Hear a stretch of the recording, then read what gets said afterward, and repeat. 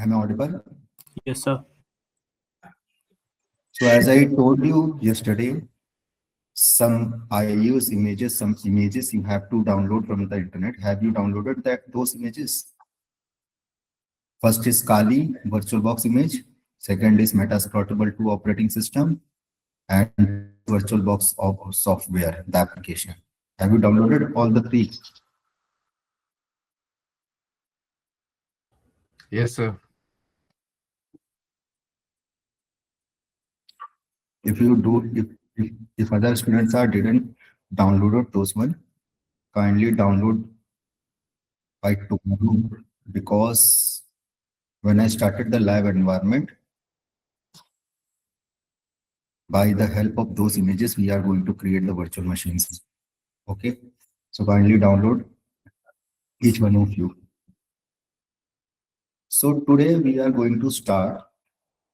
I am going to provide an introduction about a network environment, because without knowing the network environment, you guys would not able to secure the network. Okay, exactly how the network is actually created, how the organizations are network deploy their network infrastructure, whether it is a cloud environment, whether it is a physical environment, both the environment tasks.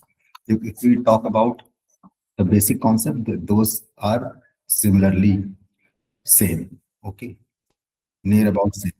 But you guys have to know about what exactly and how the organizations are actually deploying there. Wait a minute.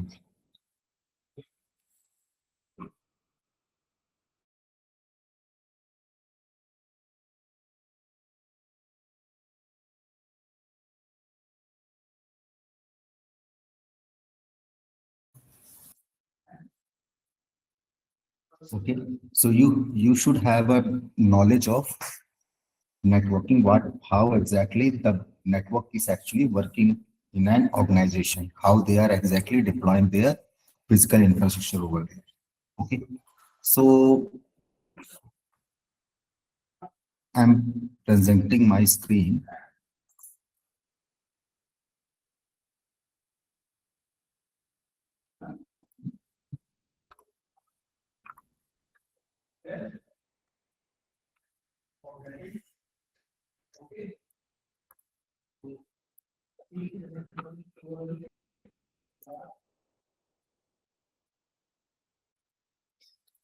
So first is network and networking. So what is the difference between network and networking? Anyone have any idea? What is network and what is networking?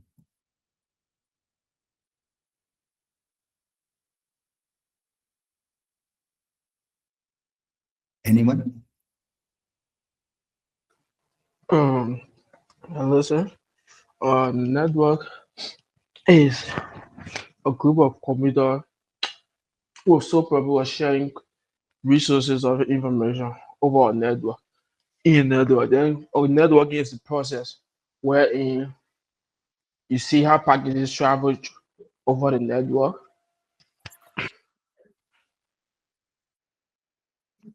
Anyone else?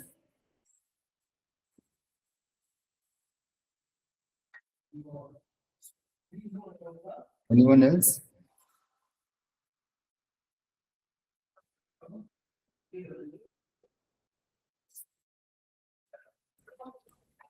So what is exactly the network is? Network means when an organization is going to physically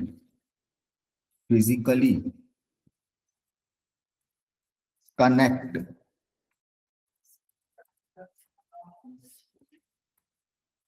two or more devices with each other. When they are physically connecting the two or more devices with each other, that is known as network. What it means? It means suppose that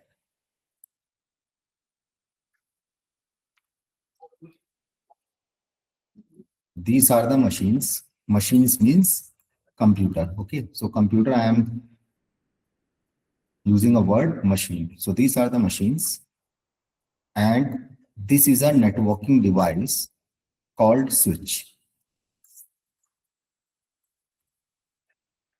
Okay, switch device is used to physically connect two or more devices with each other. So with the help of cable, one end would be in the machine side and another end would be in the switch side. This is known as physical connection. Physical connection means when the devices, when the machines are physically connected with the switch device, and switch is a networking device which is actually used to physically connect two or more devices with each other. First task, okay, first working of the switch. So network means physically connected two or more devices. And what is networking? Networking means when this particular network is about to work or network should be working mode. It means when the machines or the computers are going to send their messages or send the files between each other. That means the communication, when they are going to make a communication with each other, that is known as networking.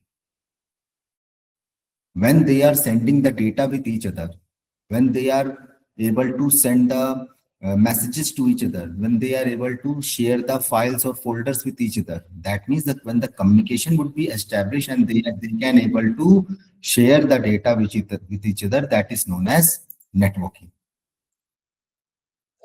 Got it? So I used a device over here and some computers are there. Now I want to tell you one more thing. With which with with which particular cable we can able to physically connect these devices.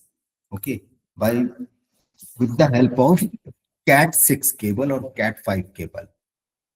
Okay, which cable? Cable is cat 5 or cat 6. Nowadays maximum organizations are using cat 6 cable. Cat means category 6. Okay, so I'm going to show you how these cables are actually look like. Cat 6 cable.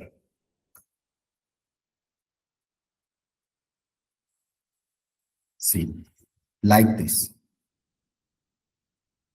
So in your college, each and every systems which is actually deployed in your lab, those systems are physically connected with each other with the help of this cable.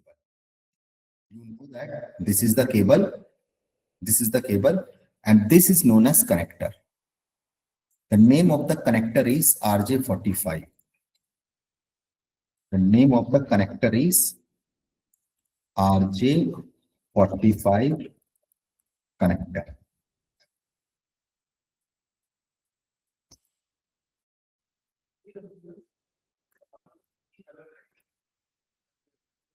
Okay, so this with the help of this cable and with the help of this connector, we can able to physically connect the systems with the switch. But one more thing we want. What? If this particular cable has two ends and in the both the ends we patch the connector with the cables, but one more thing we need, that is the port. Suppose that you have a charger. Okay, charger has a connector, a USB port connector which is inserted in the charger, and the C type connector is there which you have to insert it in the mobile. So when you want to connect the charger with your mobile, that particular port is known as C type. So each and every connector, when you want to connect with a particular device, that particular device also want a port. So which port in these devices, which ports are actually using those ports are known as Ethernet port. Ethernet port, or you can also call it as LAN port.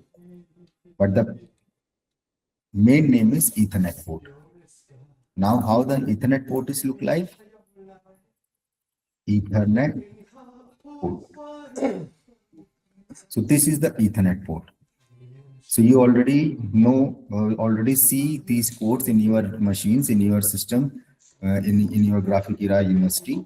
Each and every computer or the desktop machine, it has an Ethernet port in which this particular cable is connected like this. So one end of the cable is actually connected here in the switch, and the second end it would be connected in your machine, in your computer. So like this, the physical network is actually deploying a normal physical network by which the systems are there, the switch device is there. Switch device has multiple Ethernet ports. Switch device contain multiple Ethernet port as switch 24 port switch like this. See, so this is the switch device. It has multiple Ethernet ports. Why? Because if you want to connect multiple systems with each other, this device is using over there. Okay, fine. So this is the device. Switch, this is the machines, this is the cable, that is Cat6 cable. There is a connector, that is RJ45 connector, which we are using,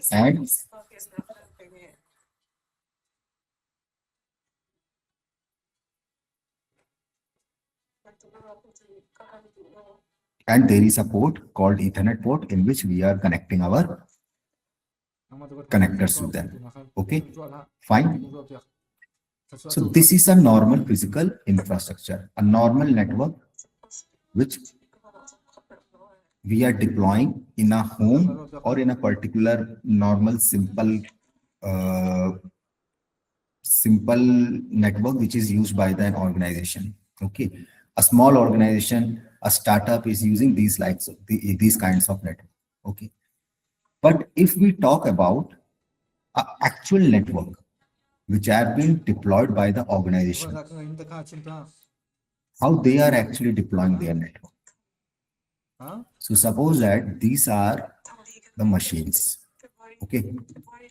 Okay, there is a question. Tell me, you each and every one you know server. So tell me what is exactly the server means.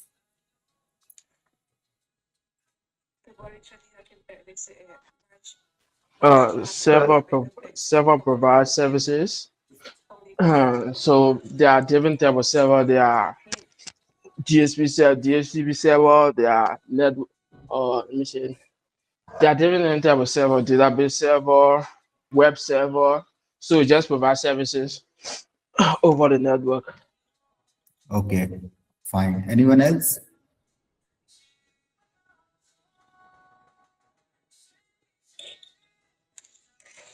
Anyone else? Okay, serves client's request.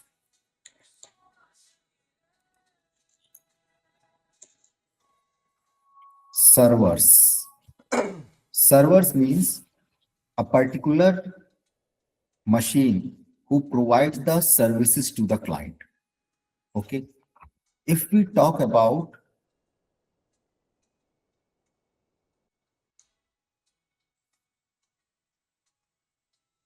Windows, Microsoft also providing the server operating system. Okay. Whatever the operating system we are using in our laptop or the desktop, that is a client operating system. Windows 10, Windows 11, these are client operating systems. Okay. With the help of these particular operating system, we are not able to provide the services to other clients. Okay. That means the behavior or the feature of this operating system is not like a server. So Microsoft is a company which is actually creating both type of operating system, the client operating system as well as the server operating system. So that's why it is called as client server architecture. In the devices where the client operating systems are installed, those machines are called client machines. and the particular machines in which we are installing the server operating system, those machines are called as server. So for server machines, the Microsoft is actually providing the Windows Server operating system. So Windows Server, there are so many editions of Windows servers are been given by the Microsoft. The latest edition, which is actually provided by the Microsoft, that is Windows Server 2025. Okay. Before that, they are actually provided Windows Server 2021, 2019, 2016, 2012. So these are the various versions of the operating system. Okay. Latest operating system, the organization which is using, that is 2021. That is not 2025, because 2025 is actually released into year 2025. So they are actually launched this operating system, and the organizations are actually deployed the 2025 server in their infrastructure, and they are actually in the testing phase. They are actually testing the Windows operating system 2025, that each and every services which is providing by the server 2025 is working okay or not. Is there any bugs are there? Is there any vulnerabilities available in the server or not? Each and every services are working fine. If any application is installing, each and every application is installing fine or not. So it is on the testing purpose. So if we talk about the live servers are running in previously all the server editions. Okay. But one more thing, I told you yesterday that the old versions of the server operating system, whether the client operating system, the Microsoft is actually not providing the security patch to the operating system, which particular operating system are old operating systems. Okay, so Microsoft is not providing to not providing the patches to those particular operating system. Like if we talk about 2010 operating system, okay, so there is a news by the Microsoft that they are going to stop the updations of providing the update to the Windows 2010 operating systems. Okay, that means they are not providing any security patches, not providing any updates. So like this, what will happen? The operating system, if the updation is not properly conducted by the operating system, so what will happen? The security patches will not be installed in the operating system. So what will happen? The new viruses, new malicious viruses, new malicious trojans, new type of malware attacks. So the old versions of the operating system would not able to defend these kinds of attacks. Security patches are being not available over there. So similarly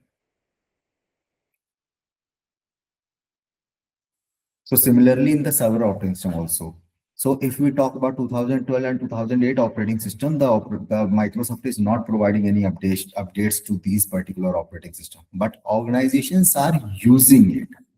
Why organizations are using old versions of operating system? Because when their server, when they deployed their server, at that time, to suppose that they deployed their server 15 years ago. Okay. So at that time, Windows Server 2008 is actually available. All other editions of the server operating system are being introduced by the Microsoft after that. So when they deployed their server, they installed 2008 operating system in the server. And they configured their server, they configured their database server, they configured their web server, they configured their DNS server, DHCP server, they configured their FTP server. So many things they are configured over there. So it is not an easy way. If suppose that 2012 edition would be launched by the Microsoft, but it is very difficult to move each and every services to any other particular server, it is very different difficult task. Why? Because each and every data, each and every service is actually running in the previous edition, in the old edition, in the servers. So organizations are always worry about that if they are going to migrate their operating systems with old operating system with the new operating system, something not happen with their data. The crucial thing is data. So these worry, they are not actually going to update their operating systems. So what will happen? These operating systems would be vulnerable. They are vulnerable. They are being got attacked. Okay. So I will tell you later on how the organizations are actually protecting these operating system by them, by the attacks. Okay. Wait a minute, guys.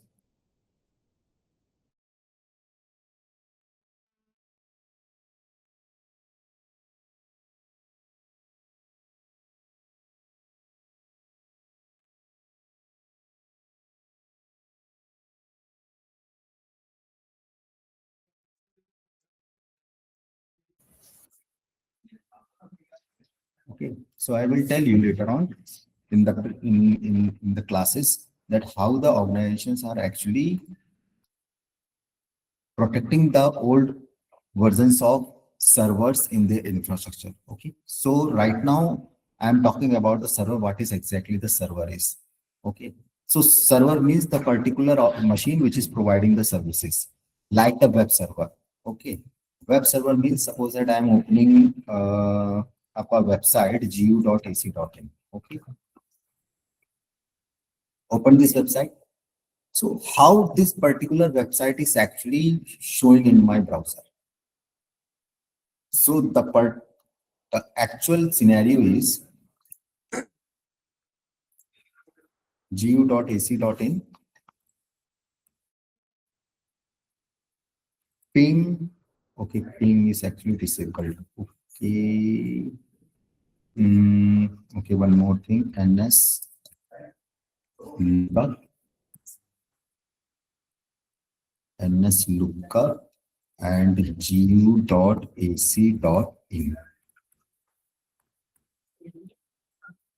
See, this is the IP address. This is the IP address of this particular web server. Okay. If I paste the IP address over here, see the particular website is open. How? Because each and every website is actually deployed in a web server. Deployed in a web server. Suppose that this is the web server. So what they are going to do for deploying a web server, first of all, they have to install a server operating system in the machine. Then after that, they have to install the web services. Then after that, they have to create a website with the web developer. That particular website will be launched by this web server. So each and every web server has a dedicated server over there, and each and every dedicated machine has an IP address. Suppose that if I am connected with the internet, so my machine is also has an IP address.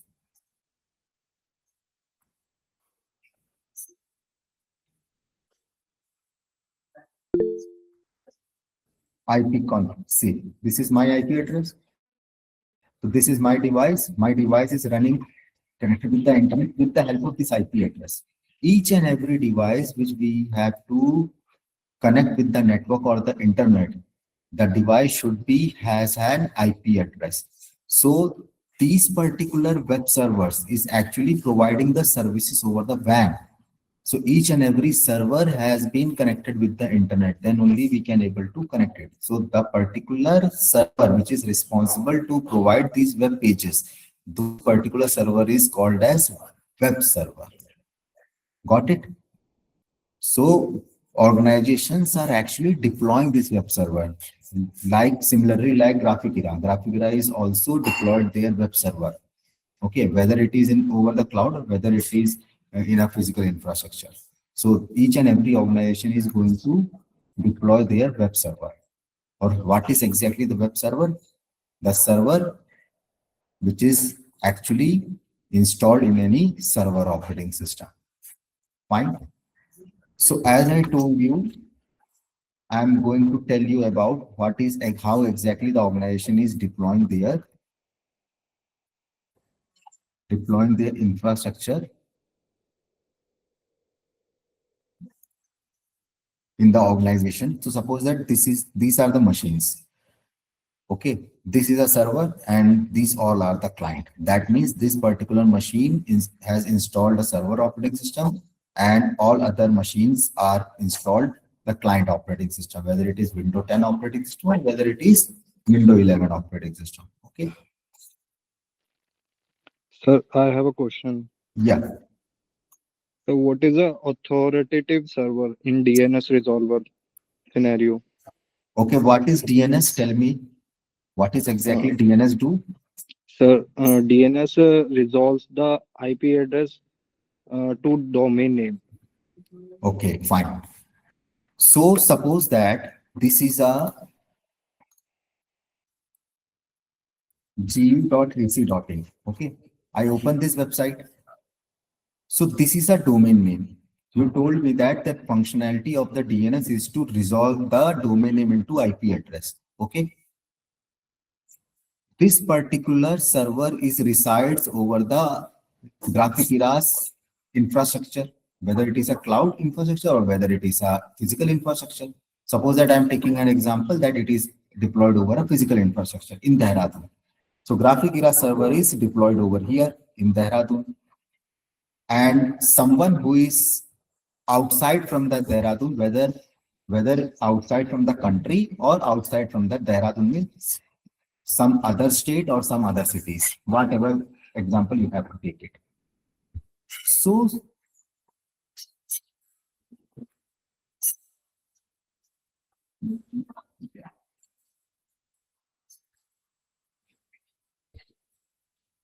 this is the WAN. This is the WAN network, and this is a client which is outside from the Dehradun, whether it is from some from any other country. Okay, take an example. It is actually a client who is actually accessing the Graphicira server from North Virginia. Okay, so he is browsing. He's open his browser and type the gu.ac.in in the URL and press enter. So how will this particular client's request would able to send a request to the Graphicira web server? How it is sending the request to the web server? How this particular client would be recognized, or how ISP, its ISP is going to recognize that where is the Graphicira's web server is deployed.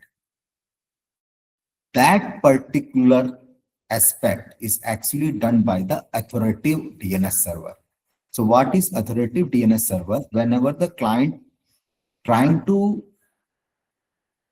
access any particular website, first of all, it is accessing or searching their particular URL in their own machine, where there is a host file is there. So in the host file, there is an entry of domain name to IP addresses. If no entry over there in the host file, then what will happen? It will send the request to the ISP's DNS server. Then the ISP's DNS server is sending the request to the root server, that is known as authoritative DNS server, which has the information of each and every domain name all over the world. So those particular servers, DNS servers, are known as authoritative DNS server. Got it? Yes, sir. Thank you. Okay.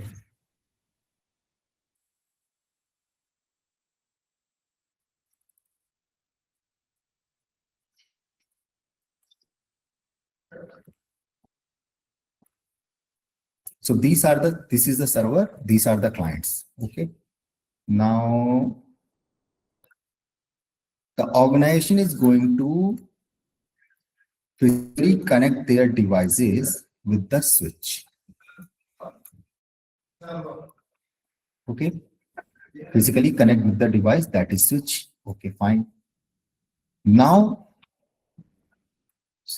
each and every device which is deployed over here, it also needs an internet connection. So organization is actually demanding a lease line from the ISP. Okay. So this is the ISP. This is the ISP.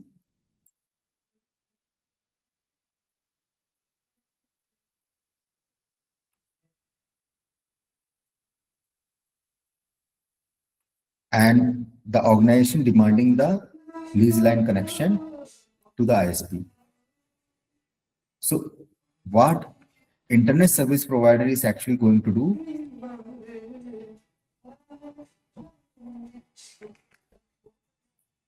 It terminates the line inside the organization.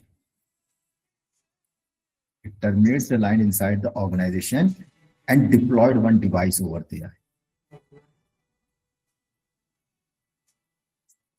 This particular device is a ISP router. Okay, this is the ISP router. So ISP router, one end is connected with is there. Okay, and second port is here. Now it is not like that it would be directly physically make a connection from this end to the switch end. It is not like that. Why? Because if they are directly connect or directly provide a connection between the service provider's router to the switch, then there is no security over there. No security means anyone who is actually want to send a request from the outside. This is your outside. Outside means this barrier is the outside network.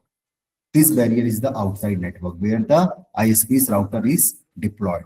Apart from that, each and every machine which is kept or the client which is actually trying to requesting to the servers or the machine which is deployed in the organization, each and every machine is the outsider. So this is outside network. This is inside network. This is your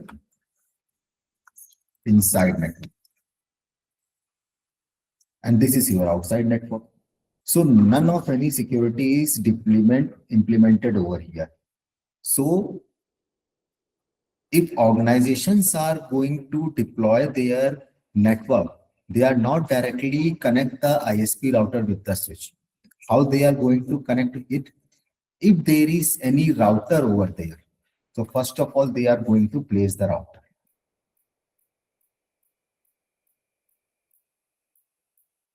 This device is router, this is switch, and this is router.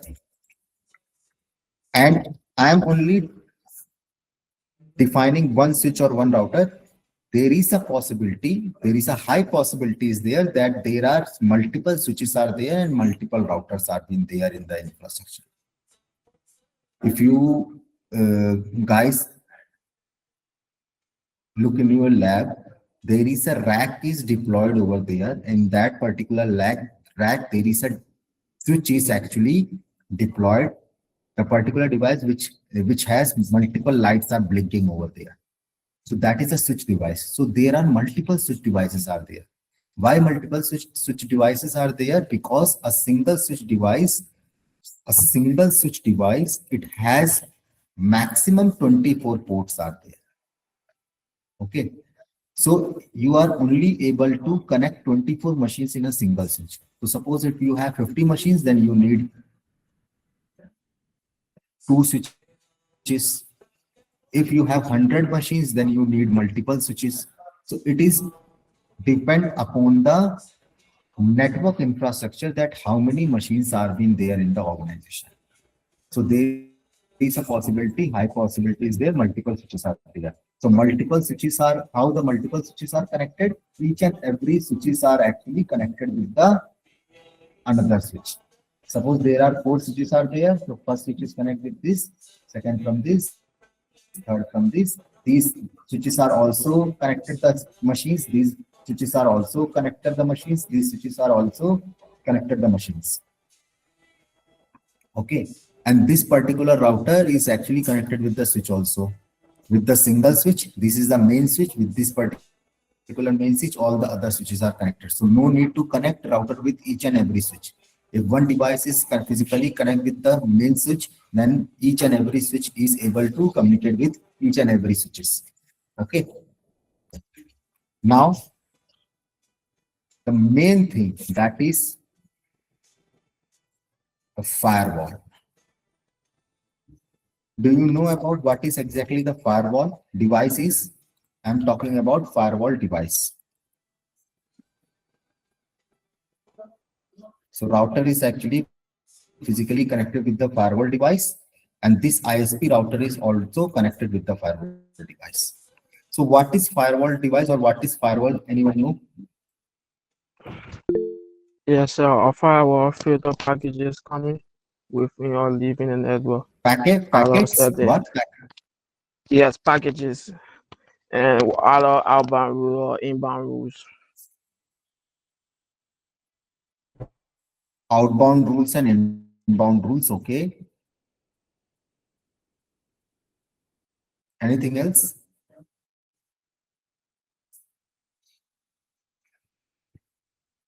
Anyone else know about what is exactly the firewall is?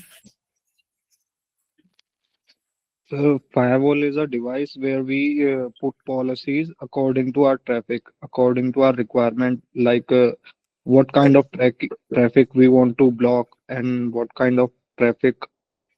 I mean, we set policies on firewall. But means in a single term, we can say it is the firewall is main duty of the firewall is to filter the traffic. Yeah. Filter the traffic. And what traffic? Which traffic we are actually talking about? The main functionality of the firewall. Okay, there are two types of firewalls are there. Software firewall and the hardware firewall. Okay, software firewall means suppose that you are using any antivirus. So that particular antivirus is also providing the firewall. Like my machine is, see, in my machine,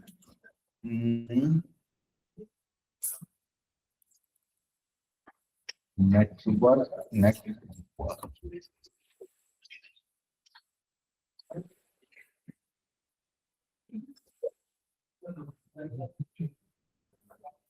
Okay. Firewall. Firewall and network protection. This is the default service which is providing by the Microsoft to the Windows operating system. Each and every Windows operating system has a firewall protection. So this is a software firewall. Okay, this is not a hardware firewall. So what it is actually protecting from the domain network, from the private network and the public network. So this is a software firewall, a very basic firewall. Okay, we are also able to provide the rules over here also. Firewall.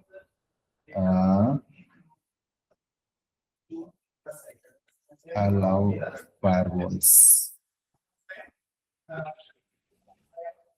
Not from here.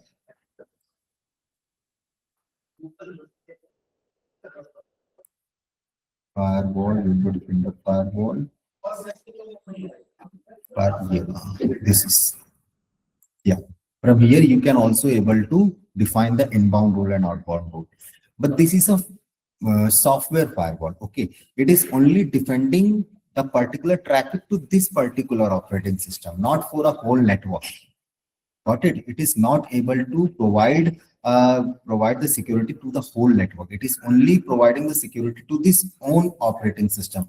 So that means each and every outsider, if this particular firewall we are going to configure, then all each and every outsider we are able to block it also. We can also able to allow it also. So that is known as software firewall. I'm talking about hardware firewall. So many companies are there who are actually providing the firewall devices. Like the main company you already know about, that is Cisco. Fortinet is also there. Fortinet firewall. This is Fortinet firewall. Sophos. Sophos firewall is there. Sophos is also providing the firewall. So these are the major companies which actually providing the firewall device. Okay. With the help of firewall device, we can able to filter our traffic. Filter the traffic. What does it means? Filtering the traffic. Filtering the traffic means which traffic is actually allowed and which traffic should be denied. And which type of traffic we are talking about? There are two types of traffics are there.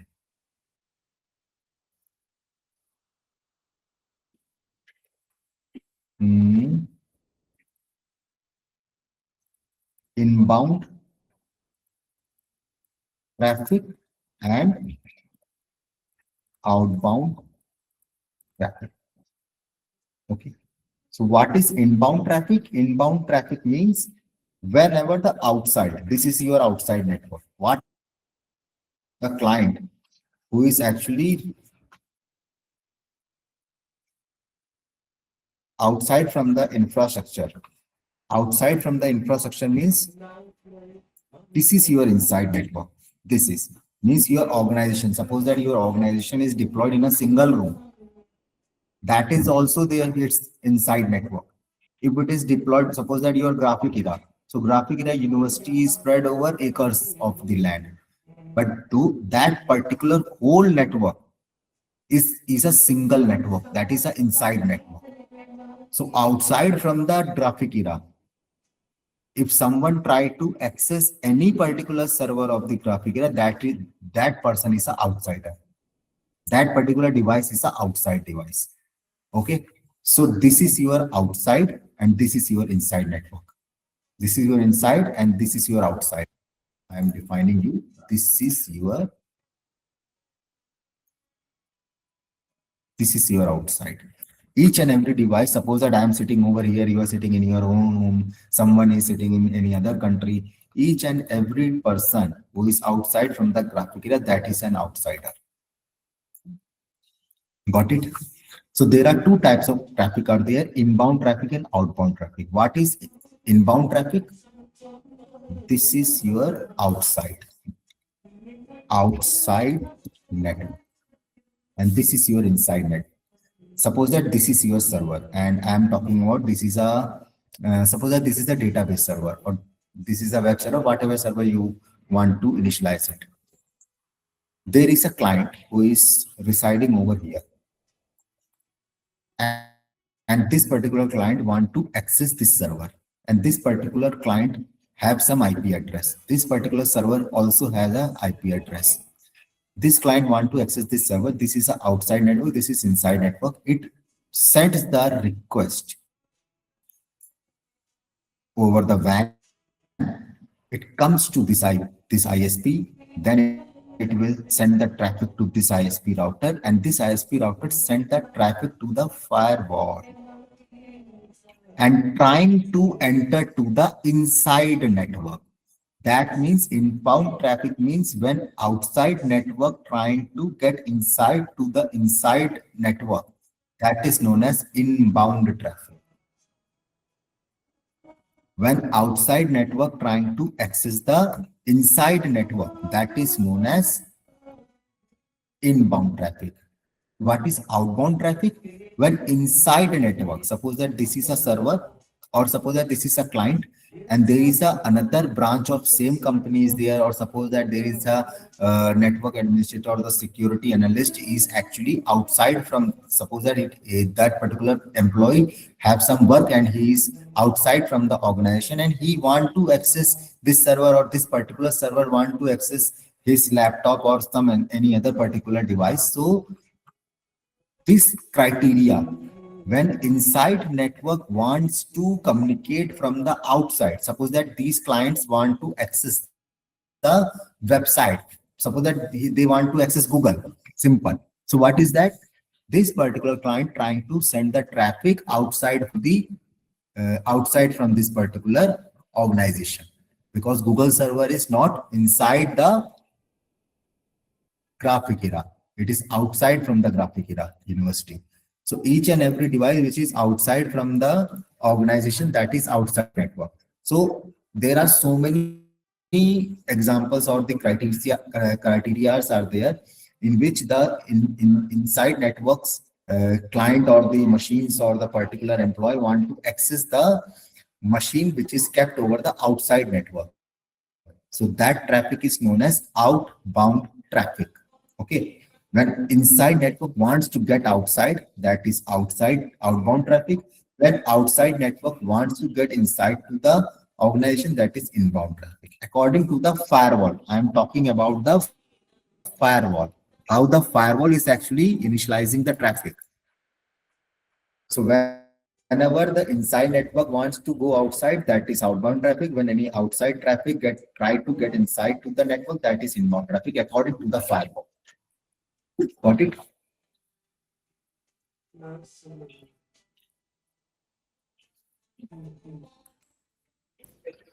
Okay. Now, I told you that firewall device is responsible to filter the traffic.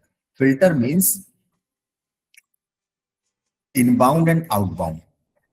First, we talk about inbound. Two types of permissions or the rule we can able to provide to the inbound traffic. That is allow or deny. Similarly, here also in outbound, allow or deny. Whether the firewall wants to allow the traffic, whether the firewall is going to deny the traffic. Which traffic? Inbound traffic. Similarly, for the outbound, whether the firewall is going to allow the outbound traffic, whether the firewall is going to deny the outbound traffic. Now I am going to tell you the example, what it means. I am taking the first inbound traffic allow. This particular client wants to access this server, and the firewall or the network administrator or the security specialist is going to allow this particular client to access this server. So what he will do? He will provide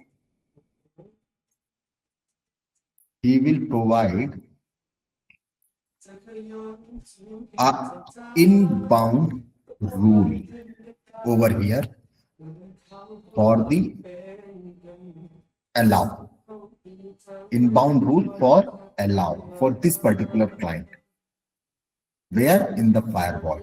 So what will happen when and what they are actually going to allow it? The IP address.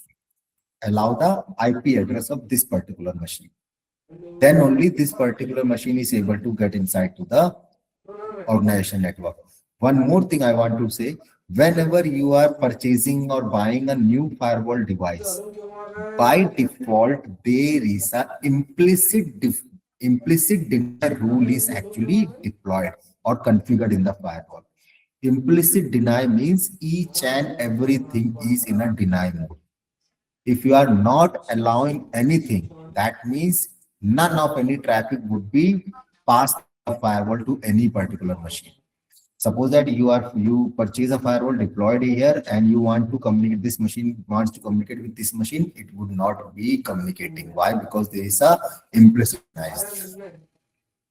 So whatever you are allowing, that is only allowing by the firewall. Got it?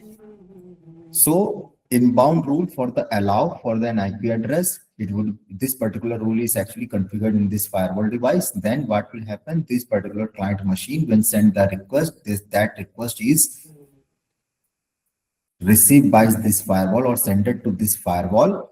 It check the rule whether this particular IP address is allowed or not. If that particular IP shows allow, then only it will transfer the traffic to its inside network. This is your main inside network is. Got it? If in inbound rule defining, and now it is defining as deny. So what will happen? What the particular client who want to enter to this network, it will send the request to the firewall. Firewall check the rule. That rule is defining deny. Then it will stop that particular traffic over here. It will not forward the traffic to inside network.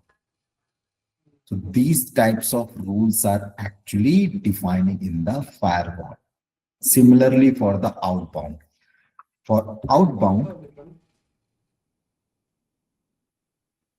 suppose that this particular client wants to access Facebook. Okay. So I'm telling you, in each and every organization, I'm talking about the organizations. Okay. So many employees are coming to work over there.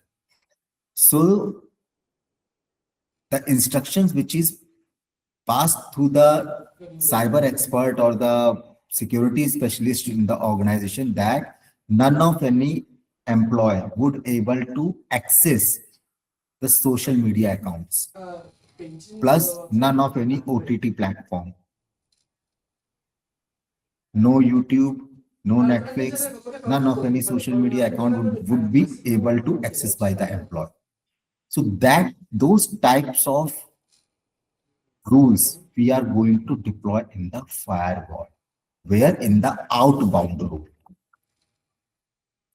Outbound rule is for the internal machines which is actually deployed inside the organization. So when the organization try to, suppose that this particular client try to access the Facebook, so it open its browser, type the URL Facebook, send the request, send the request to the switch, then to the router, then it will comes to the firewall. The firewall checks whether these clients are able to access the Facebook or not. So if it is allowed, then the traffic would be released from here and send it to the Facebook server. But if it is denied, then this particular traffic is stopped over there and this client would not able to access the Facebook. And whatever the site the organization don't want to access by the employees, each and every website would be stopped over there. Got it? So this is the functionality of firewall device. And this is how an organization is going to deploy their infrastructure over there. Okay. Is any doubt whatever I told you? How the organization deploying the infrastructure, what are the uses or what are the functionalities of each and every devices? Router is used to routing the traffic. Routing the traffic would be, I will tell you later on when I will teach you IP address. Then only you can able to understand what is exactly the functionality of router. Okay. So that's why I didn't tell you. Switch, router, firewall, and many more devices are there. Suppose that there is some wireless devices are there. Okay, access points are there. Mobile devices are been there. Laptops are been there. So there are so many devices out there. But the main role of equal for all the devices which is running in the network, that will be defined by the firewall. So each and every traffic would be traveled by the firewall in the organization. It is mandatory. Okay, so we have to look after it that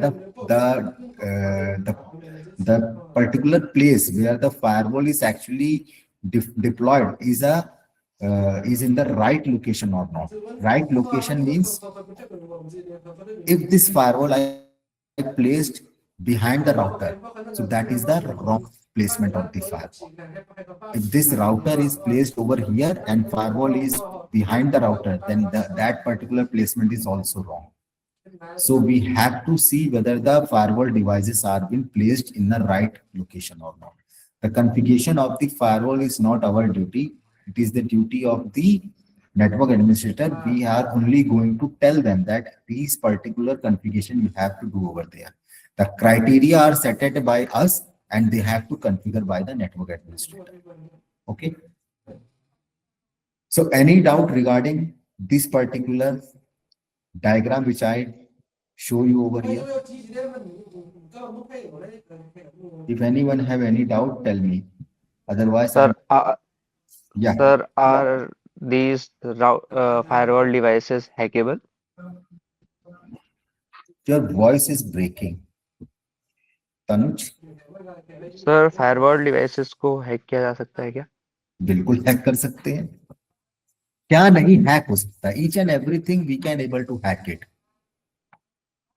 Okay, and if we are not able to hack it, we can able to bypass it. Bypass it means I told you that this particular client send the traffic and want to access this particular machine. The traffic is actually sent over here and then it would be sent, request is sent to the firewall. If the request is sent it to the firewall, then all the rules are being matching. But suppose that I am using some technique so that my request would be bypass the firewall. It would not be sent to the firewall. It would bypass the firewall. Then what will happen? None of any rule will be initialized. One more thing, if we also able to confuse the firewall. Confuse means there is a client who want to access this server or attack on this particular server at a single time. This particular client send the request from multiple IP addresses in a short period of time. That particular criteria, the firewall would be confused from which particular IP address exactly the attack would be happen. So there are so many DDoS attack too. DDoS and DOS. DOS attack or DDoS attack, we can easily, it would not be recognized by the firewall. Firewall is not able to recognize the DOS or DDoS attack. Okay, firewall does not have the capability to recognize the DOS or DDoS attack. For that particular purpose, we have IDS, IPS devices. Those devices are responsible to initialize that DOS attacks will be happened or not over there. Okay, firewall does not have the capability. Okay. Okay. Anything else?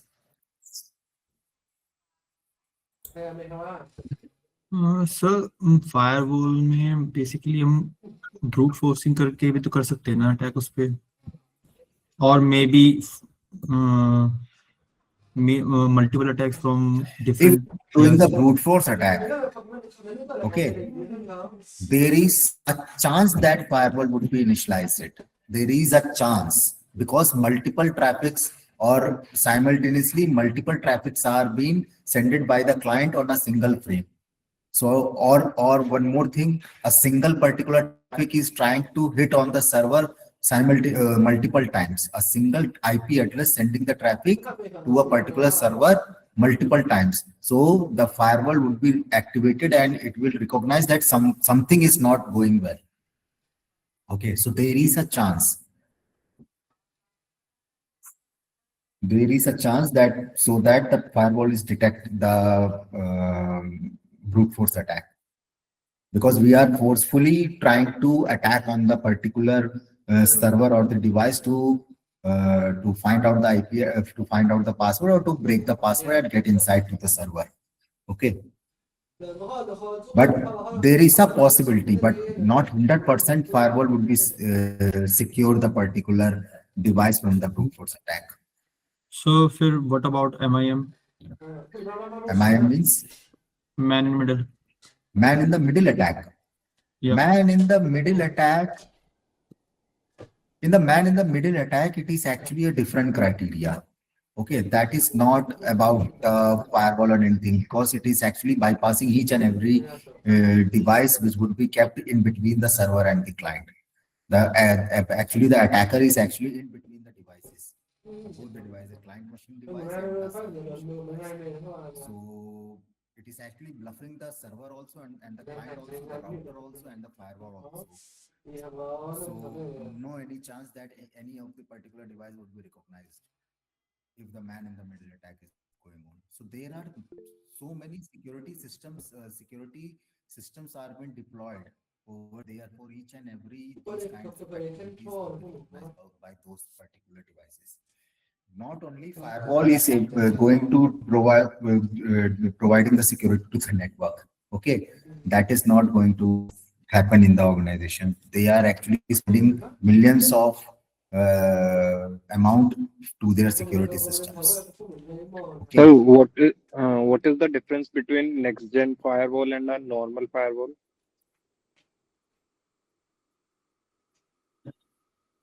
for which criteria? What are you exactly trying to? Sir जैसे कि मतलब उसके भी firewall के भी types होते हैं एक जैसे शोकोस का नेक्स्ट जनरेशन फायरवॉल है एंड उसका एक सिंपल वर्जन भी आता है नेक्स्ट जनरेशन फायरवॉल तो मशीन लर्निंग एल्गोरिथम्स पे डिटेक्ट करता So है ट्रैफिक्स को so many firewalls are being introduced by the organizations, which is actually based on the AI functionalities. Okay, या so those particular firewalls are known as next gen firewalls. Okay So it is actually providing the solutions for the threat protection or the application control, web filtering, okay, for securing the VPN connections. So like this, and it is also provide the security to the cloud environment also. Okay sir thank you And yeah,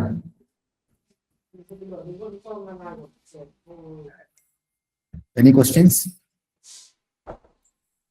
sir firewall और antivirus में क्या अंतर होता है? Antivirus, the word is over there, virus. So antivirus means protect from the virus. That's it. Firewall is not going to protect from the virus only. Okay, it is actually filtering the traffic. The whole traffic would be filtered. And the firewall and the antivirus is doing only a single task, that is protect from the virus. Which type of virus, that is actually depend upon which type of antivirus you have purchased. Okay, how powerful your antivirus is. So many I am in my, I already seen in many organizations they are actually using licensed version of antiviruses, and the malware is attacked their servers. Because why? Because that particular virus would not be recognized by the antivirus. So, and the responsibility of antivirus only to protect from the virus, nothing else. Okay sir, thank you sir. So masking भी तो हो सकती है firewall break करने के लिए, मतलब enter किया उसके बाद मास्किंग करके then उसके बाद एक्सेस कर लिया। क्या मास्किंग? मतलब basically as a normal person enter करते हैं फायरवॉल के थ्रू एंड उसके बाद अपना एक्सेस करने का ट्राई करते हैं, बट फायरवॉल बाईपास करने के बाद। बट वो तो इनसाइडर अटैक में कन्वर्ट हो जाएगा ना हाँ या But each and every time the attacker is actually an outsider he is an outsider, but he is not directly attack on any particular server. First of all, he finding out the vulnerability of any particular device. Suppose that in our scenario, these are the client machines. Okay, server, there are rare chance to attack on the server directly from the outside. So what the attacker exactly going to do? He is actually finding out the vulnerabilities of these client machines, and then if there is any vulnerability on the client machine, and how the vulnerability is actually providing on this particular operating system. Suppose that any client is installed any particular application, that particular application has a bug. So this particular attacker find out that particular backdoor, and this particular client operating system is compromised. So it takes the control of this client operating system, then it is going to attack on the server. They are not directly going to attack on the servers. Okay. So each and every time the attack is actually going like this. Sir, what is the disadvantage of firewall? Disadvantage. I already told you the firewall is only responsible to filter the traffic. Okay. Any kind of attack is actually happening in the infrastructure that would not be stopped by the firewall, and in the many cases it not be recognized by the firewall also. Like DOS attack, it is not being recognized by the firewall. If you are going to do the DOS attack, it will directly send the traffic to the servers. Why? Because the ports are open over there. Okay, sir. Thank you, sir. So it is not like that the security, the responsibility of the security is only depend upon the firewall. It is actually doing the filtering of the traffic. Who will able to enter here, who will not able to enter in the network. But attackers are very smart. They can know how to bypass the firewall, how to manipulate the firewall, how to bluff the firewall, how to confuse the firewall. Okay. Sir, I have a question. Mhm. Sir, what if someone is using a proxy server? Sir, then how attacker can detect his main server where he want to attack? First of all, tell me which type of proxy server you are actually talking about. Sir, like he's using like a different IP address, like he's masking his original IP address. Do you know what is the functionality or the role of the proxy server? What exactly the proxy server does? Sir, it act as an intermediate like between the original server and the client request. So all the Okay. Like request. it basically forward the request on behalf of client and So, server. so why exactly the organizations are actually deploying the proxy server? Sir, so To there na- is no bombarding of requests from the main server, which can make it slow. No, no, no. Why organizations are deploying proxy server inside their network? My question is this. So It's basically for security purpose. yeah, And how the security is providing by the proxy servers? I think the proxy server handles all the requests. So it's basically hides the network, the organization's network behind itself. So any malicious attack that is coming may not enter the organizational network. It only stops at the proxy network. Yes. Why proxy servers are deployed by the organization? Because they are actually defending their main server. They are actually deploying the proxy server in front of the main server. Each and every request of the client is actually sending to the proxy server, and the responsibility of the proxy server is to forward those particular requests to the main server. So the IP address of the main server, the recognition of the main server would be hidden. Okay. And there are so many more roles are there for the proxy server. The proxy, so many roles, so many big functionalities are been there. Okay. But the main purpose of the proxy server, I am telling you that one. So what is your question, Anuj? sir, like you earlier you showed like the IP address of GEU. Like, sir, is that the original IP or it's that of the proxy server? If I check there and also have a mm,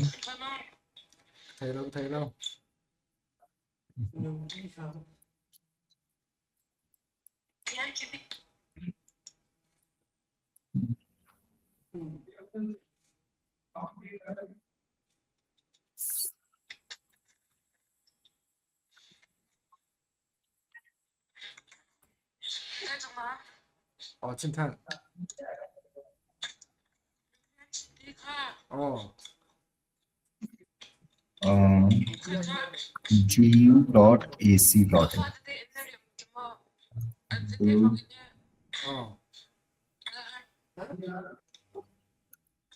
I want to check a record. Or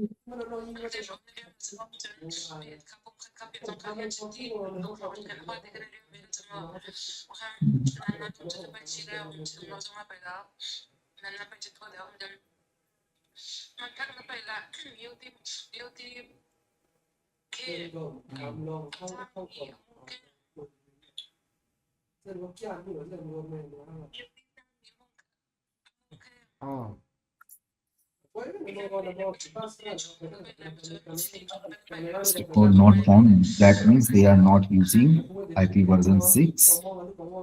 Okay, DNS check.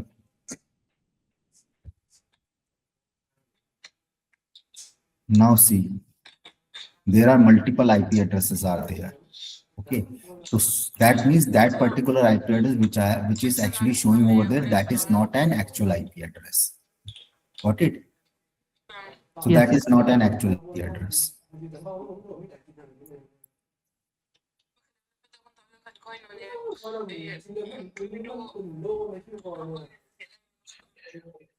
Anything else? Sir No, वैसे sir. Thank कितना you. Time लगता है ये bypass और क्या कहते हैं client तक पहुंचने में?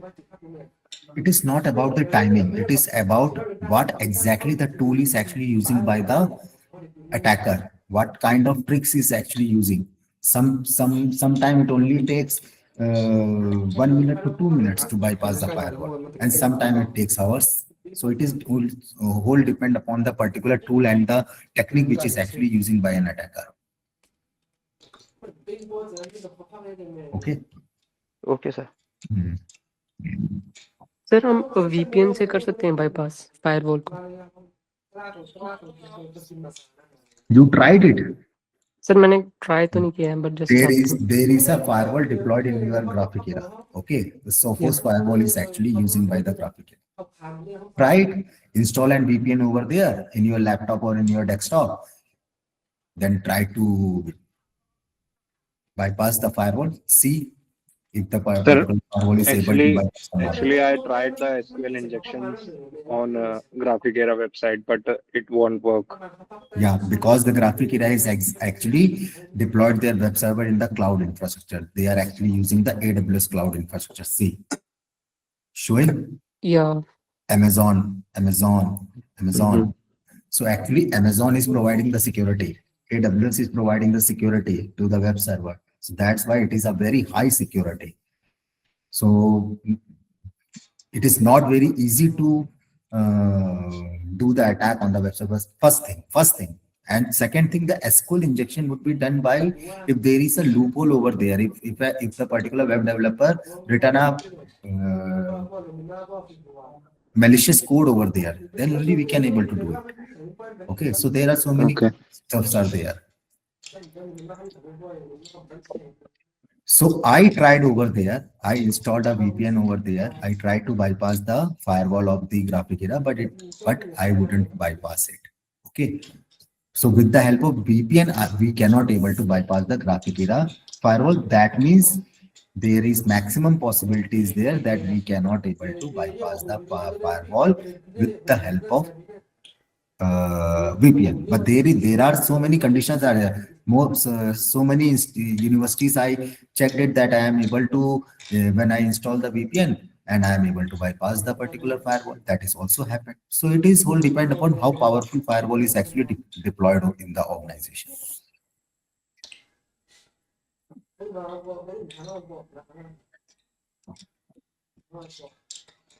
Got it? Yes, sir.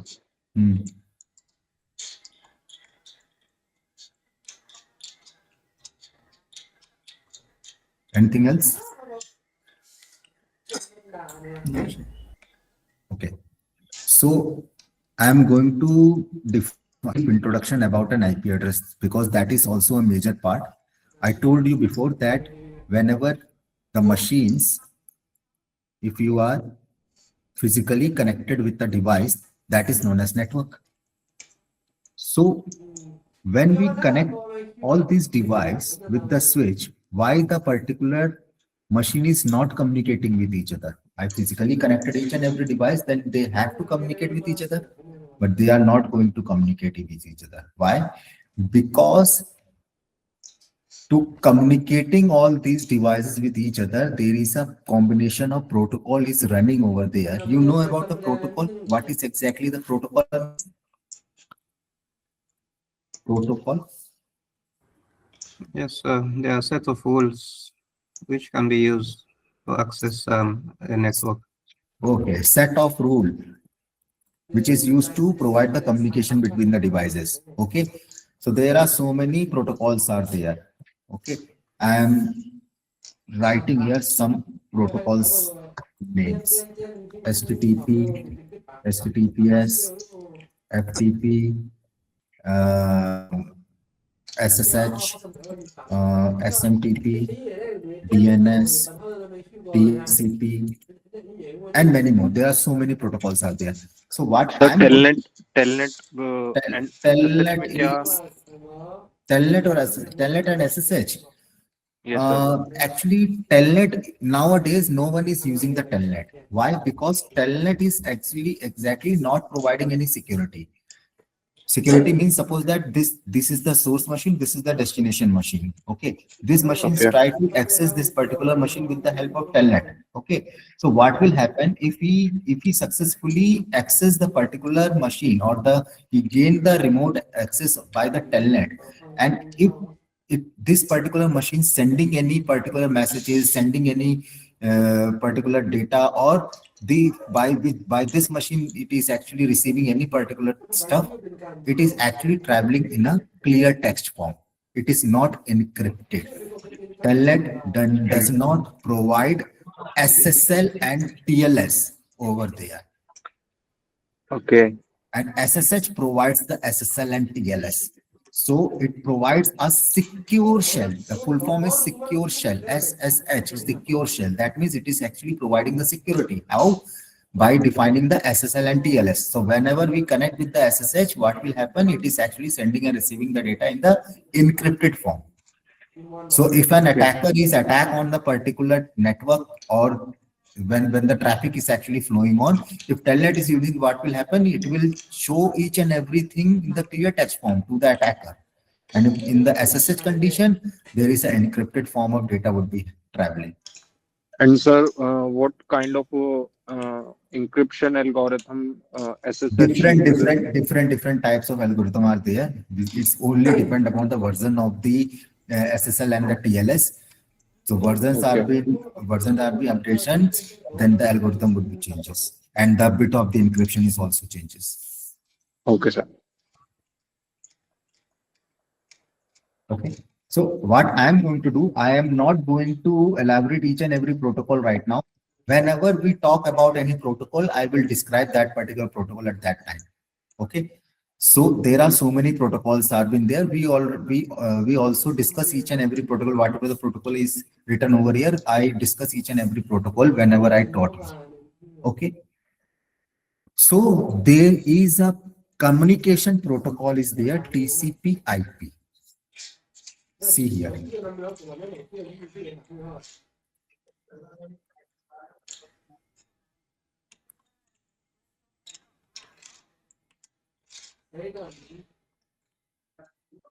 See, TCP/IP. So this particular combination of protocol is responsible to provide the communication. Okay. So if you studied the OSI model, so in OSI model, there are 7 layers are there. Okay. Application, presentation, session, like this. So TCP protocol is working in transport layer, and IP protocol is working under the network layer. So combination of both the particular layer is actually working on whenever we are actually trying to communication the devices. So for activating the IP protocol, we have to configure the IP address. In simple language, if we are physically connected all these machines with each, and we are not configure the IP address, we are not configure the IP address from here. If I am not going to configure the IP address over here, or I am not got any IP address, then what will happen? That particular device would not be able to communicate the device with other device. So each and every device, machine, whether it is each and every device, if I, whatever the network device I told you, switch, router, firewall, these all devices are network devices. So if these devices are a network devices and the manageable devices are these, so we have to configure the IP address on these devices also. So any device who is actually going to communicate in a network, the mandatory thing is the IP address. We have to configure the IP address over there. And there is a criteria to defining the IP address on devices. So I'm going to brief you that particular thing, how the IP address is actually created, how we are going to initialize the IP address. Like here it is written over there 192.168.31.185. So what exactly it means? Okay, there is a meaning of this IP address. So whenever you see the IP address, you have recognized what type of IP address is here. Now see here, it is showing so many IP addresses. So by seeing this IP address, we can able to initialize it or analyze it, what type of IP address is running. Okay, so it is a very crucial thing. We have to learn what is exactly the IP address is, how we can able to create the IP address, and at last how we are going to configure those IP address in our machine. Okay.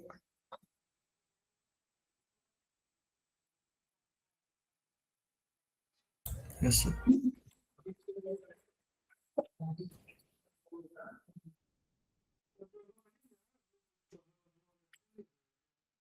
So IP is a protocol which is actually comes under the network layer, and we are talking about IP address. So what is IP address? IP address is a logical address which provides a unique identification to a machine over the network.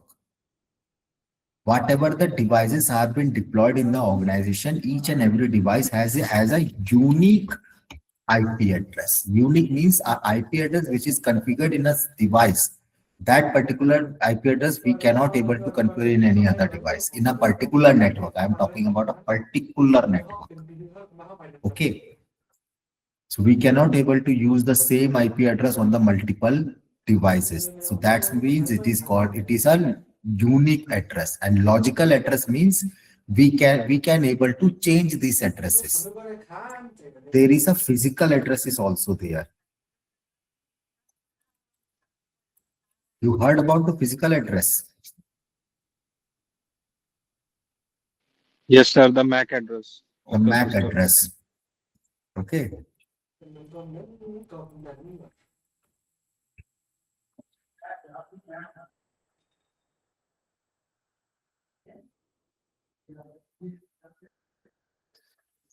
This is the MAC address. Okay. This particular address is exactly configured in your network adapter. Network adapter means the particular port which is providing you a connectivity. That particular port is known as network adapter. So if we talk about the wireless network adapter, it is not providing any port, not providing any physical port, but there is a network adapter which is installed in your device. And if we talk about Ethernet port, that is actually providing a port to you. That is also a network adapter. So each and every network adapter has a MAC address. That particular MAC address is known as physical address, and this address we cannot able to change it. It is a fixed address. We cannot able to change it permanently. We cannot able to change it permanently. But if we talk about the IP address, we can able to change each and every time whenever we want, according to our requirement. So that's why it is called as a logical address. Okay. If we talk about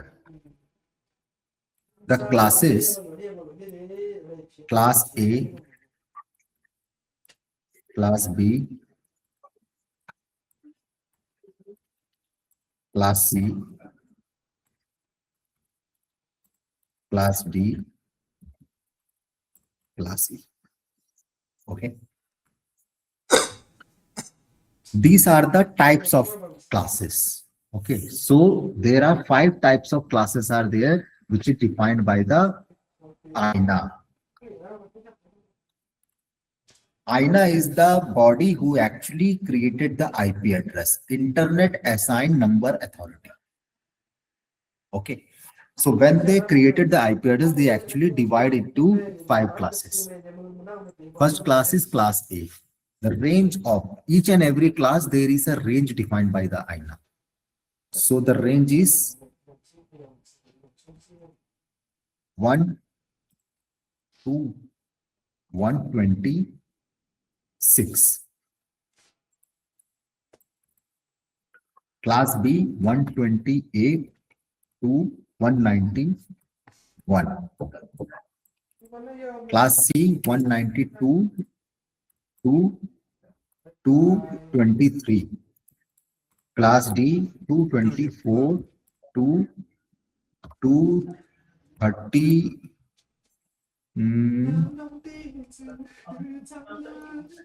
A minute, I forgot it.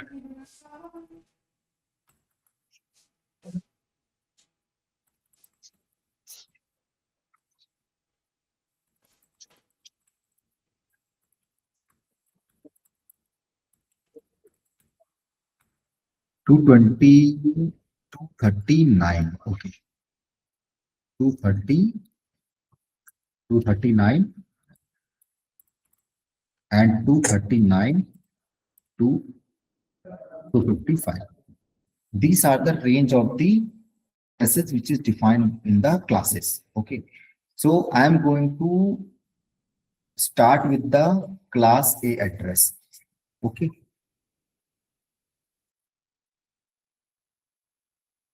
Class A address.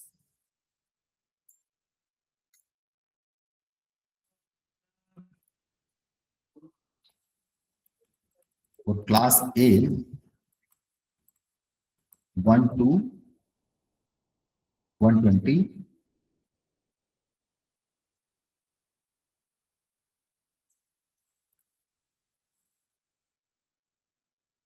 One to 126. Okay.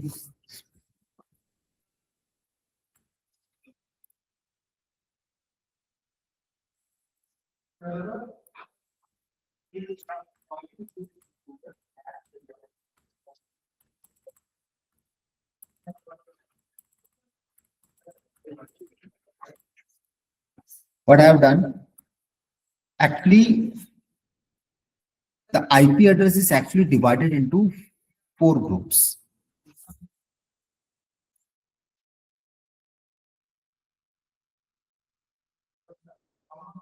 One, two, three, 4. Okay. So I'm taking an example A, B, C, D. Okay.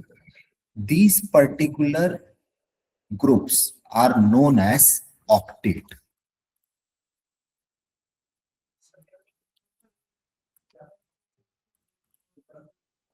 Each and every block is an octet.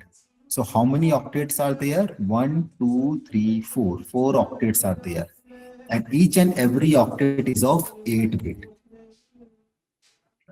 So how many octets are there? 4 octets are there. Each and every octet is of 8 bit. That means total address is of 32 bit. Okay. So that means the IP address is of 32 bit address is there.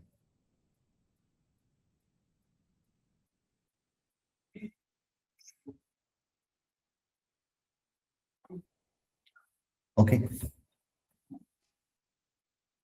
This is known as first octet. This is second octet. This is third octet. This is fourth octet.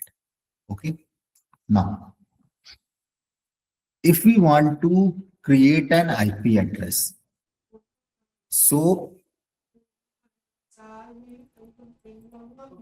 first octet is always represent the class.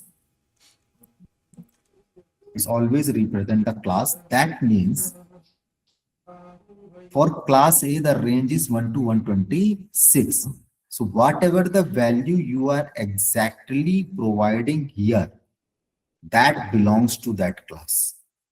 Suppose that if you are providing value 10, that means that particular IP address of the range 10 is belongs to the class A.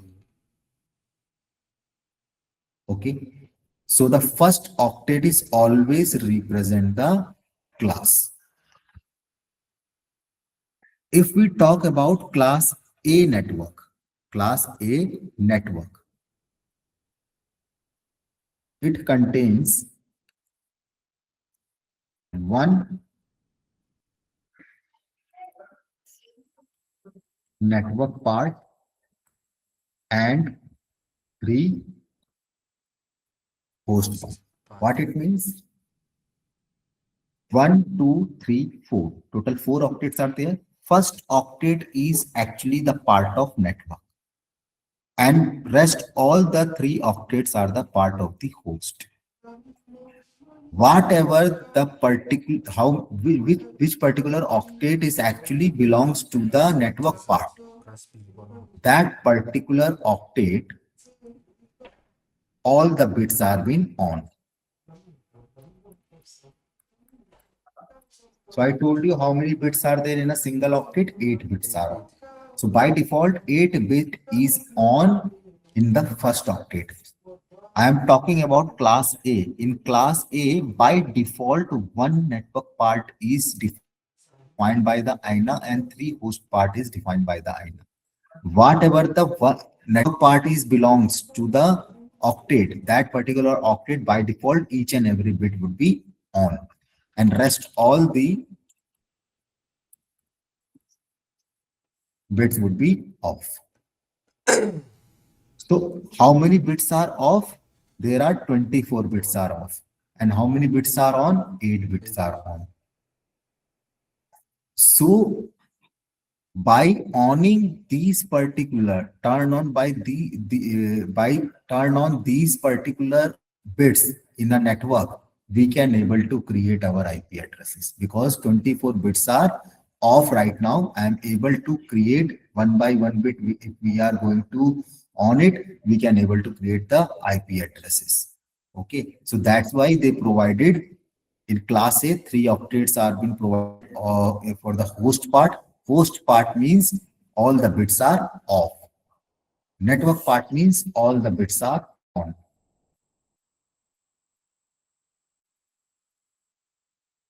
For network part means bits are on for a particular octet, one network part and 3 host part. Network part means the particular first octet 1. So first octet is on, bits are on, 3 host part, that means bits are off. Got it? So that means these are the blocks. Each and every block is called as octet. Each and every octet is of that 8 bit. That means the whole address is of 32 bit. For class A address, there is one network part and 3 host part. Network part means the whole octet of the first octet is on and rest all the octets are being off. And if we talk about the first octet is always represent the class. That means the range which is showing over here, if I am put the value in the first octet in between 1 to 126, that means the particular IP address belongs to the class A. Okay.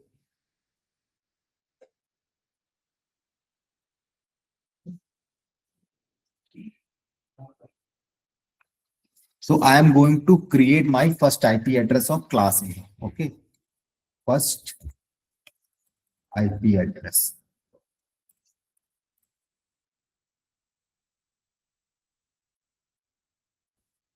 I am taking the range that is 10 dot. Before creating the first IP address, one more thing is there. 10.0.0.0. So see this particular address carefully.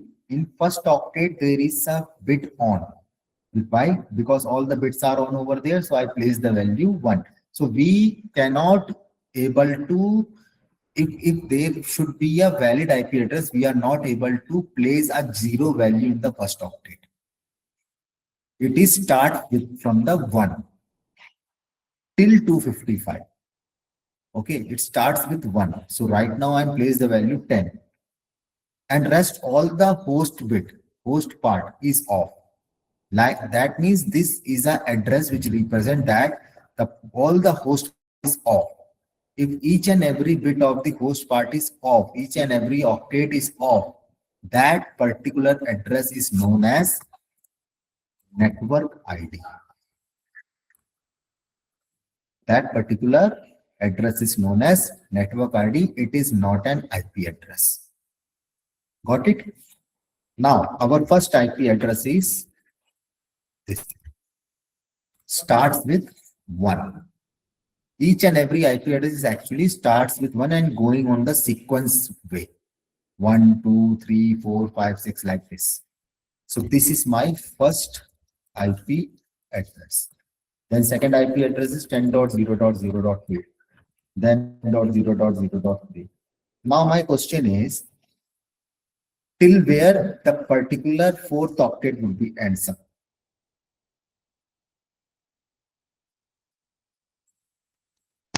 One 125, sir. 125. The host should be the last host should be 125. And why it should be 125? You have one. Which, what I have said, 225. Huh? Come again? 125, sir. You are selling 125. Why? Because we have one reserve IP address, other IP address host. One reserve IP host.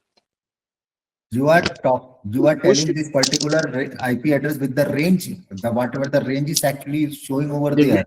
the range is 126. No. That particular range is only provided in the first octet. That is representation of the class. It is not for the host part. It is only for the network part. Oh, And only for the first octet, not for any other octet.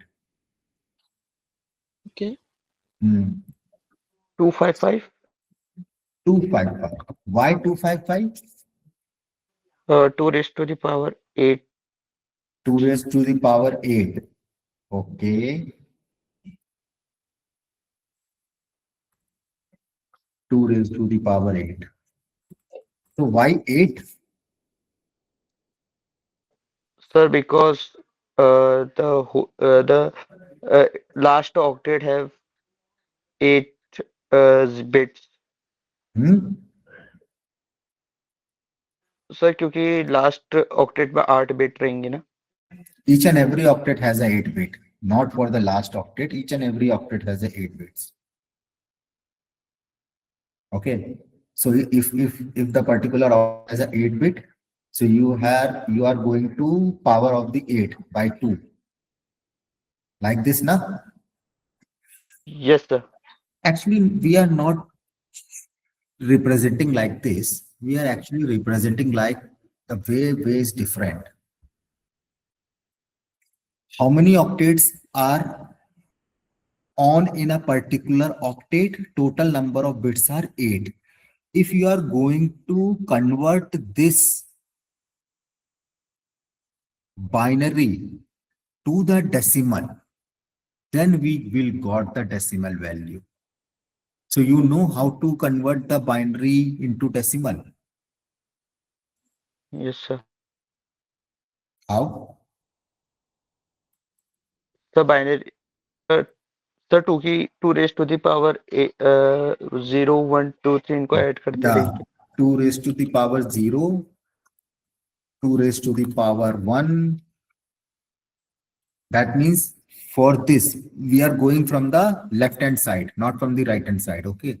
Okay, sorry, it is the right hand side. And we are starting with the right hand side and going towards the right to left. Okay. So 2 to the power 0, 2 to the power 1, 2 to the power 2, 2 to the power 3, 2 to the power 4, 5, 6, 7. So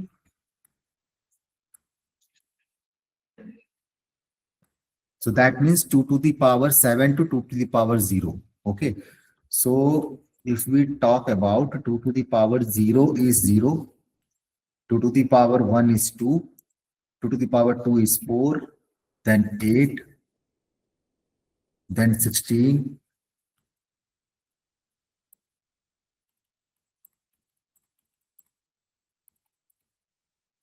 then 32, then 64, then 128. 1, 2, 3, 4, 5, 6. 1, 2, 3, 4, 5, 6, 7, 7. Okay, 7 and 8. If you add all these values, 128 plus 64, 192, 192 plus 32, 224, 224 plus 16, 224 plus 16, 240, 240 plus 8, 248, 252, 254, and 2 to the power 0. Wrong. It is value 1 is 220, 254, and plus 1, 255. That's why each and every value of any particular octet, that is maximum value, is 255. That's why we place the value 255. If I am writing over here 256, that would not be accepted by the. I am going to 10.0.0.255. Okay. It accepts the IP address.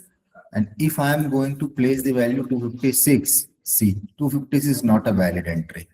So it automatically told you that the particular value is wrong. Got it?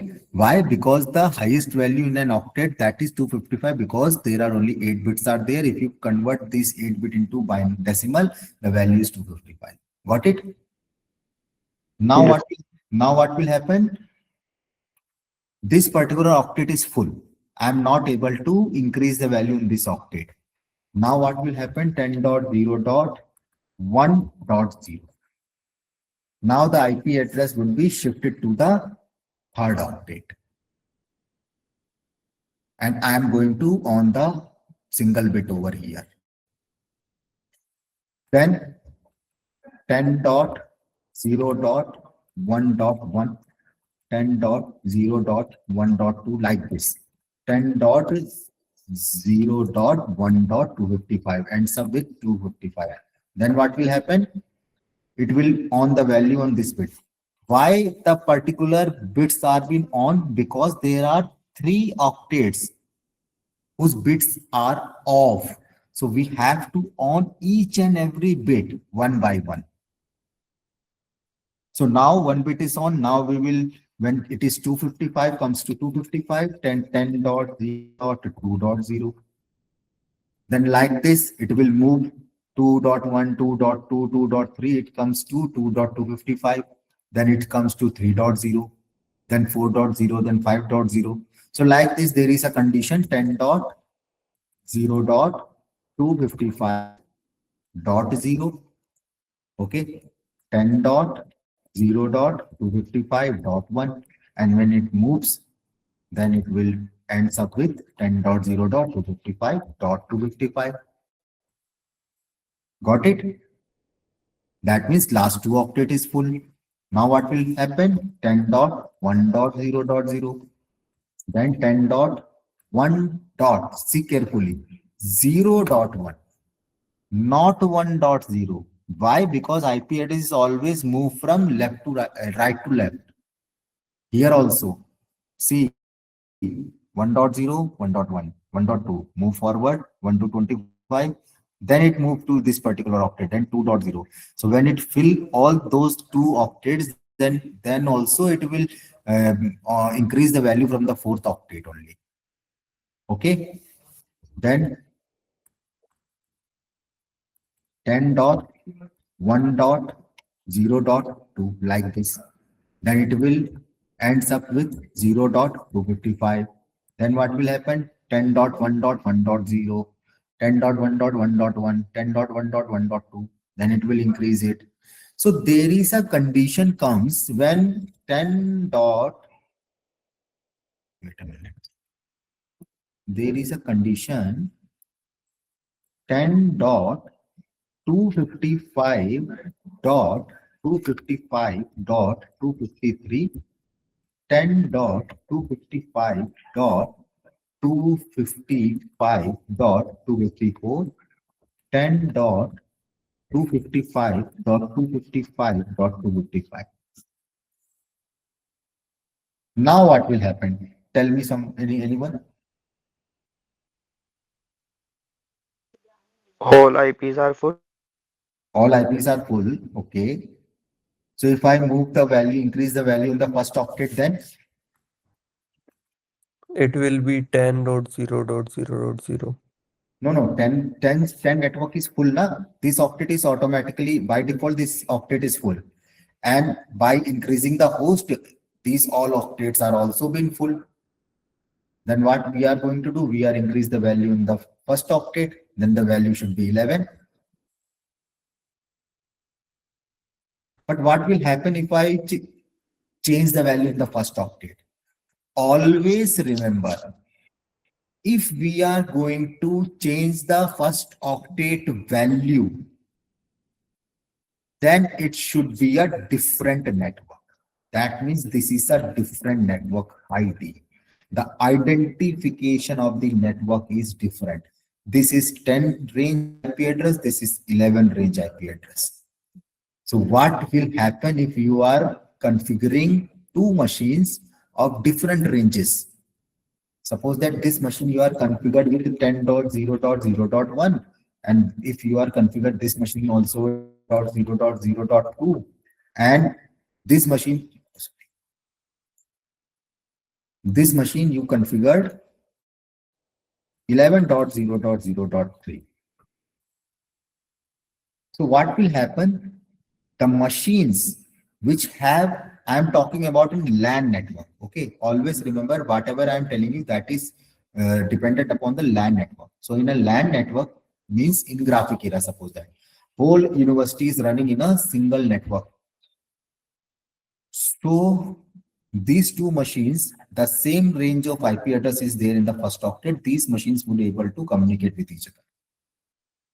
If you are deploying 100 machines and providing 10 range address to every machine, they can also able to communicate with each other in a LAN.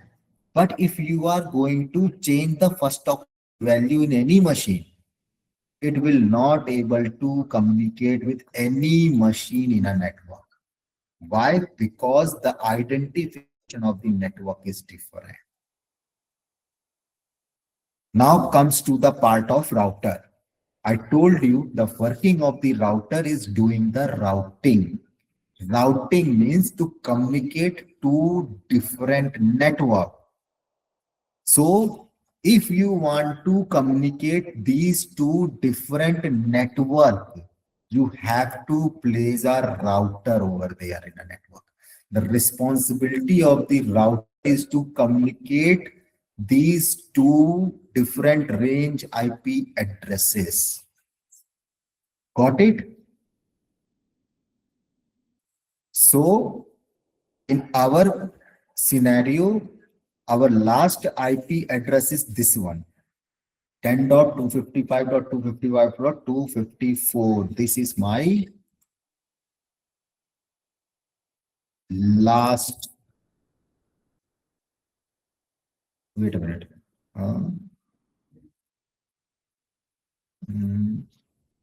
Last IP address.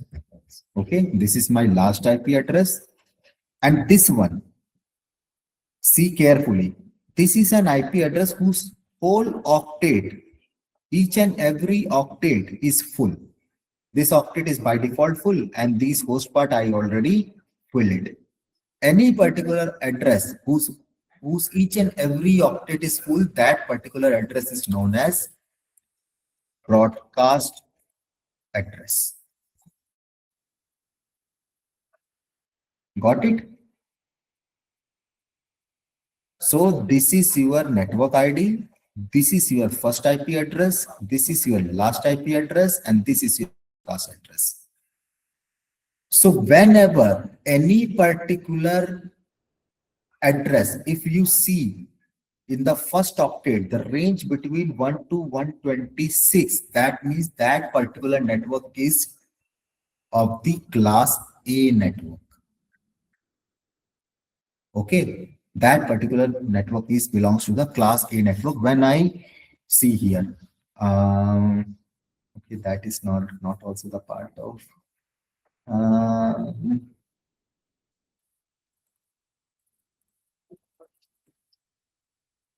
no.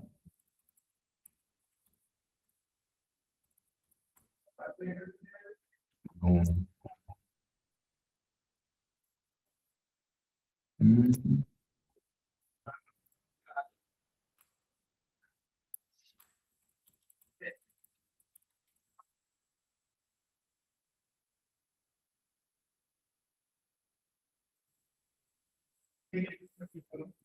So each and every address identification is actually belongs to its first octet.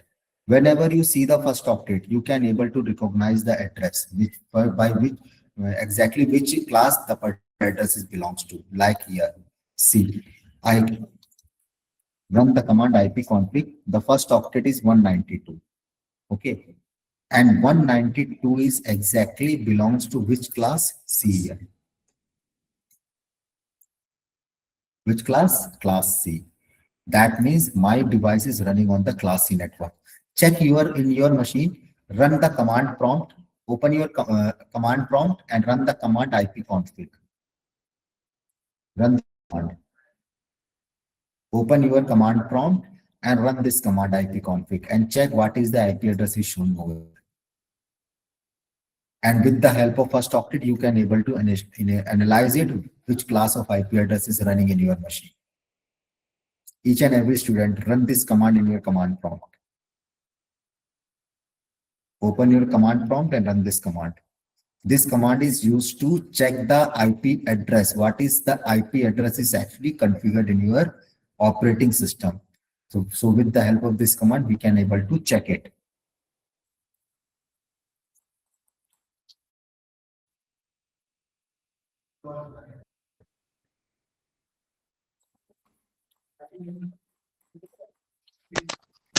Sir, I have a question.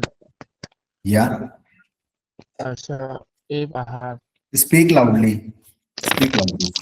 yes, sir, if I have two network 192.168.31.2 and 192.168.25.2 or the Mhm. 3, it can they communicate on the same network?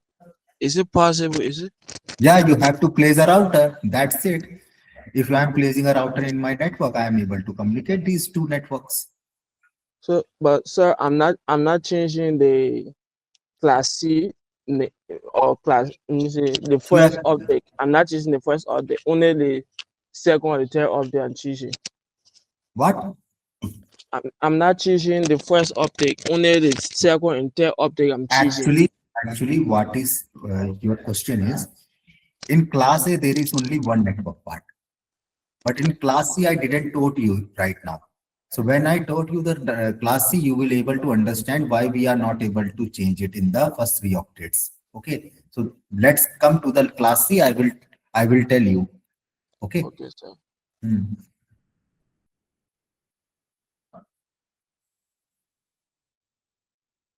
Okay. Now, a last thing is remaining, that is subnet mask.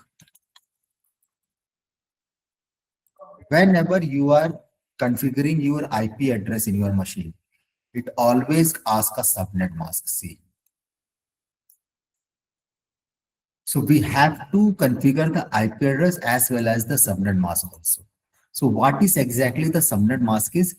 Subnet mask defines how many bits are on in a network.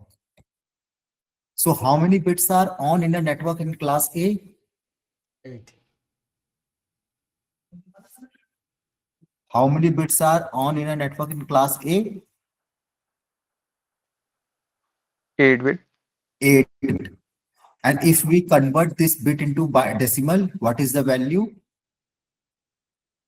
255.0 255 dot zero dot zero dot zero. Why these are three zeros? Because all three octets are belongs to the host part, and the host part, all each and every bit is zero.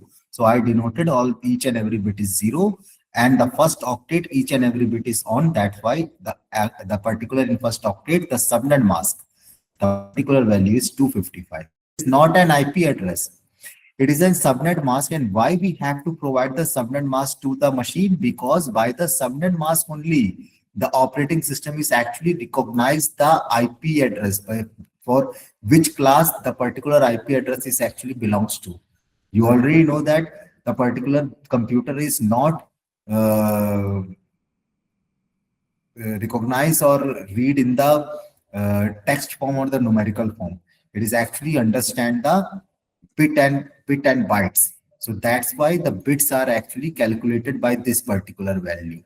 So this value, when they converted into binary, the particular value is something other. So they will recognize how many bits are on. So in this condition, how many bits are on? 24 bits are on. So it is belongs to the class C. We are studying about class A. In class A, only 8 bits are on. That's why I turn on the 8 bit in the subnet mask and provide the value 255. Got it? If we are changing the value in first octet between 1 to 126, each and every address is belongs to the class A network. Okay? Any doubt?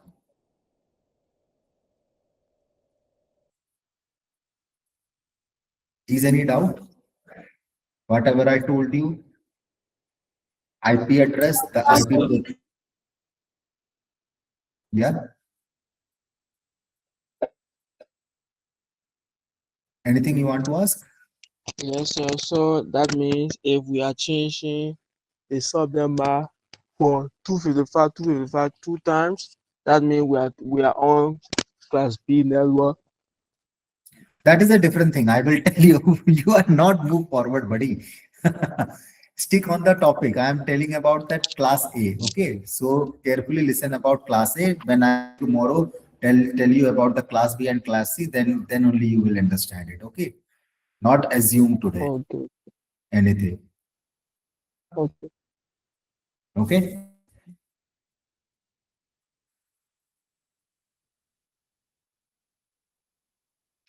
Okay. So IP address chapter is not over till now, because there is two IP addresses, two classes are actually left. One is class B and one is class C. So we will discuss about class B and class C tomorrow. And after that, we will directly move towards the VirtualBox environment.